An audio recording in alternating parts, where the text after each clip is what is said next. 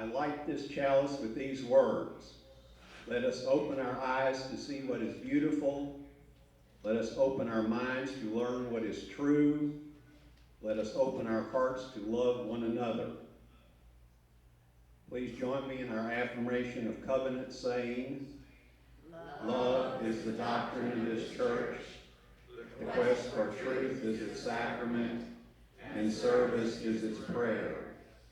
To dwell together in peace, to seek knowledge and freedom, to serve humankind in fellowship, to the end that all souls shall grow into harmony with the divine. Thus do we covenant with each other. Welcome to this July 17th service. I'm Nell Matthews, the elected finance officer, a member of the board, and a member of the worship arts team. And we're all taking turns bringing to you the worship services during this time when we are between ministers. If you have a sermon in you, we welcome you to step forward and tell us. For any new to UUCLR, our settled minister, Reverend Jan Nielsen, has moved from church-based to community ministry, and we wish her well in this endeavor. We're at work now to find someone to lead us through the transition between settled ministers. There is work to be done by the leadership, the staff, and the church community. Our outgoing president, Marcy Riggs, in one of her last tasks, gave all board members a copy of In the Interim, a guidebook on the interim process. We were also given a deadline. We have to have it read by the end of July. Well, I managed to complete the task, helped out by a couple of long plane flights with my recent visit to family. And unlike my usual habit of trying to maintain any books I read in pristine condition, I felt liberated to mark up the text, make notes, highlight things. So all the bibliophiles out there, forgive me. The book asks us to go through a discernment process whereby we are asked to consider who we are.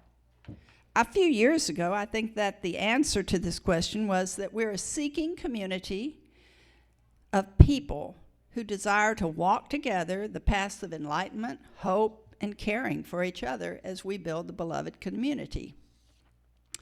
But in the interval since we last tackled this task, in the time between Bob Klein and our minister from around 2005 to 2013, and Rev Jan from 2015 to 2022, I think we've changed a bit. We haven't stopped caring for each other, and we are still actively in pursuit of greater understanding of ourselves and humankind.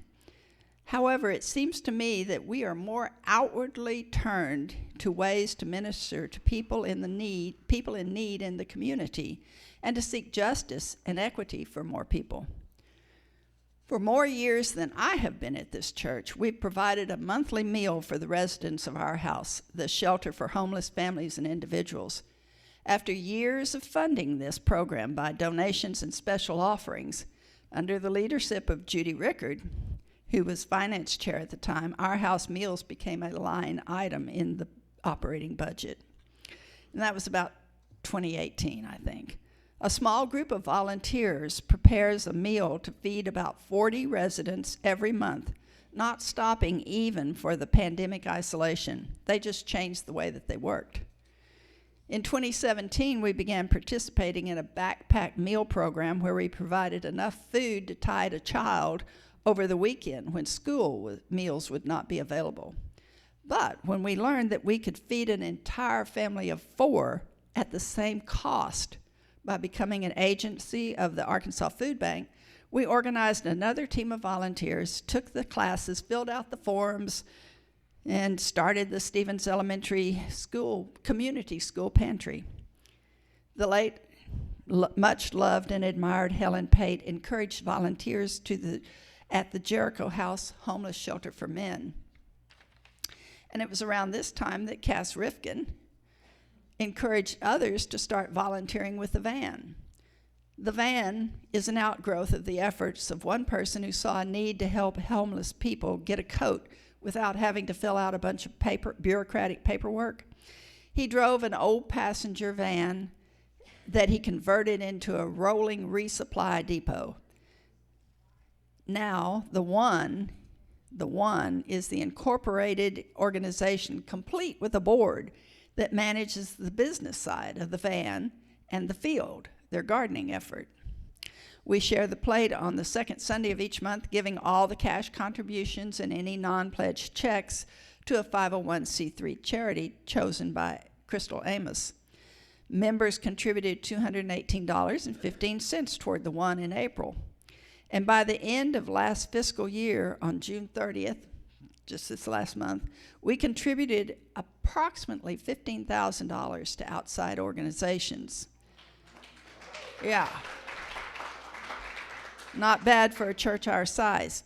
Each of these programs is worthy of our support, and we certainly are contributing to many individuals when we support any one of these efforts. But today I want to touch on our newest foray into outreach by the Faith in Action team. This is the history of how a few women decided that they were going to go around the system and make changes. First, some background. And let me tell you, if you don't go to the website and go to the Encyclopedia of Arkansas, you're missing so much really interesting stuff. But I got involved with the Arkansas Public Policy Panel because of my role as president of the League of Women Voters of Pulaski County. UUCLR member Ruth Bell invited me to join the League in 1993, shortly after I moved to Little Rock. And I became president in 2001. As the president of the League, I was invited to participate in community-wide events. I served on a Citizens Bond Oversight Committee. It was a contentious bond election that the voters had just barely passed. I was on the rate increase committee for the Little Rock wastewater, and I was invited to attend an Arkansas Public Policy Panel workshop funded by the Winthrop Rockefeller Foundation on involvement in politics by nonprofit groups. And this was my introduction to the Arkansas Public Policy Panel, a tiny organization that pursues a progressive agenda through political action. I learned that the panel had organized many small civic and social groups into an umbrella organization called the Citizens First Congress, or the CFC. The purpose was to combine the individual groups into one coalition for the purpose of sponsoring legislation to benefit Arkansas people rather than corporations or other entities that could afford a lobbyist. The names of the participating groups sounds like a who's who of lost causes. The Arkansans to Abolish the Death Penalty, Arkansans Reproductive Rights Coalition, Arkansas United, Arkansans for Disability Rights, Planned Parenthood, and more. But the hope is that by banding together, the CFC will have enough voices to at least nudge passage of good legislation or alter bad legislation to be less damaging. And while I was looking for this information to pass on to a friend at the Hot Springs Village UU Church, I found a document that provided a history on the panel's website. Hot Springs Village had recently become a member of the CFC, as we are members of the CFC, and wanted to understand more about what the group was and what it did. The panel's history lies in the action of women. The turbulent events around the struggle for civil rights, including the integration battles at Central High, the fight to elect school board members who were not closet or, in fact, overt segregationists, and the requirement that businesses and governments open their doors to everyone, led some women to ask, why were people so afraid, so angry, so unhappy? Out of the Women's Emergency Committee, which I hope you've heard about, which helped to get the schools integrated and the school board is elected, the Panel of American Women came forth in 1963, led by Sarah Murphy. And you can read some fascinating history about her by going to the encyclopedia. This group believed that progress could be made if a diverse group of white, African American, Asian, Jewish, Protestant, and Catholic women could come together to talk about different prejudices and issues. If people could learn that stereotypes damage each different group, engendering that fear and anger, then maybe people could look beyond the stereotypes to see the human faces affected by those fears and anger. Their technique was simple. They would hold open dialogue meetings in communities across the state and explain how each of this diverse group of women was affected by prejudices and stereotypes. Eventually, they became involved in the Little Rock school system to battle injustice still plaguing the now integrated schools. This led to an expansion and more structured organizational model, the famous Brownie Ledbetter. And once again, you need to know who Brownie Ledbetter is. Assumed leadership and expanded the program. Under her influence, the panel of American women grew in organization and membership and accepted men into the organization and changed its name to the Little Rock Panel. Changes in funding over the years led first to the organization becoming almost dormant, followed by more changes that provided reliable funding through grants. Again, under the leadership of Brownie Ledbetter, the Little Rock Panel took on tax reform. The fight to clean up the tax code in Arkansas to make it fairer began in 1987, and the Little Rock Panel changed names again to become the Arkansas Public Policy Panel, reflecting its statewide goals. However, the Fairness Plan of 1987 to close loopholes, eliminate tax on household goods, and a requirement that future tax rate changes be passed by a 3/5 legislative vote could not gain traction with the legislature nor with the citizens, as Amendment 4 failed miserably in November's election. The panel learned the hard way that people could be convinced to vote against their own self-interests when enough money and enough powerful people opposed the change. The panel realized that they needed a grassroots umbrella to take their message out to all corners of the state. Using a broad coalition of small groups, they successfully fought the Takings Bill as infringement on individual property rights. By 1998, the CFC was born from these grassroots organizations. So today, UUCLR is a member of the CFC, and two of us, Rich Roy and I, serve on the steering committee. This year, the priorities chosen by the CFC convention include goals in the environment, education, civil rights, and economic justice. Rich Roy, who serves as the liaison for UUCLR's Faith in Action, has proposed legislation to combat food deserts. In the area where we hold our food pantry, zip 72204, the nearest full-service Kroger grocery store is 4 miles away, a difficult distance for one with no car. Closer is the Dollar General and Family Dollar at 1 mile, but the quality of the food there is at issue. Rich modeled his legislation on a successful bill passed in Louisiana. He and UUCLR's CFC delegates will be working with the Arkansas Hunger Relief Alliance, the Arkansas Food Bank, and the Governor's Task Force on Food Deserts. This work in all of these programs with all of these volunteers could not happen without the support and funding of the UUCLR. This year, we carried over sufficient funds in the food pantry line that I asked that no additional funding be allocated in the fiscal year 23 budget. For the past 2 years, people have donated over $6,000 each year in response to a January appeal. And there are some people who gave once, and some people who are monthly contributors to this work. I'm going to circle back around to my premise that this church community has grafted an outward-facing gene into our DNA. I believe that is the proof in the number and variety of programs that we support, as well as the number of people who participate. I ask that everyone who has volunteered in any of these programs at any time, raise your hand. Look at that. Look at that. Note these people. If you have any wish to learn more or participate, then just ask one of them. And if you're seeing this online, contact the church office to be put in contact with others. Some religions require good works in order to find salvation. Others expect good work because you have found salvation. While we UUs don't seek salvation in the sense that other Catholic and Protestant religions do, within our UU community, we have principles that help to define and guide us.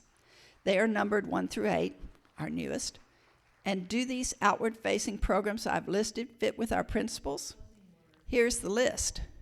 The inherent worth and dignity of every person, having enough food, justice, equity, and compassion in human relations, acceptance of one another and encouragement to spiritual growth in our congregations, a free and responsible search for truth in meeting, the right of conscience and the use of the democratic process within our congregations and in society at large, the goal of world community with peace, liberty, and justice for all, respect for the interdependent web of all existence of which we are a part, and the eighth, which is different.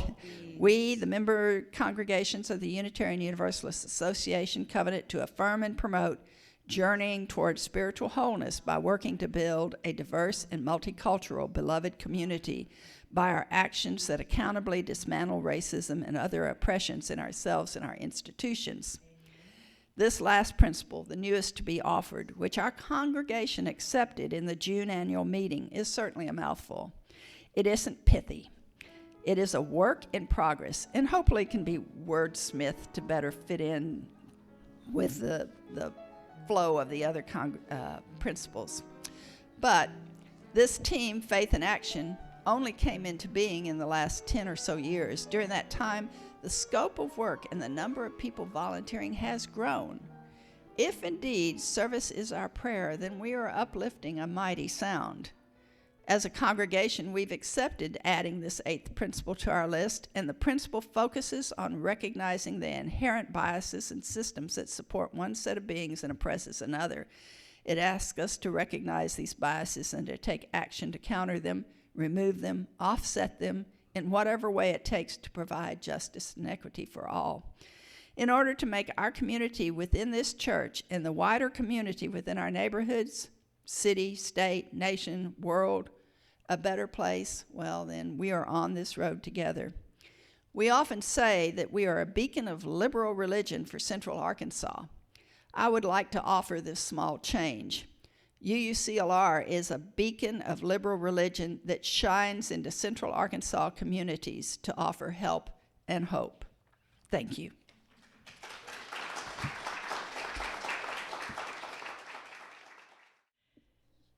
Our closing words, we're all, well, not everybody. Maybe if you're new, you've not heard these before, but Rev Jan brought these to us, and we like them a lot and want to continue using them to end our service. Please join me as quietly or as loudly as you can under your mask.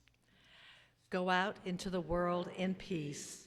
Have courage. Hold on to what is good. Return to no person evil for evil. Strengthen the faint-hearted. Support the weak. Help the suffering. Honor all beings. Invite John to extinguish our chalice. We extinguish this flame, but not the light of truth, the warmth of community, or the fire of commitment. These we carry in our hearts until we are together again. Amen, blessed be, and namaste. Go now in peace.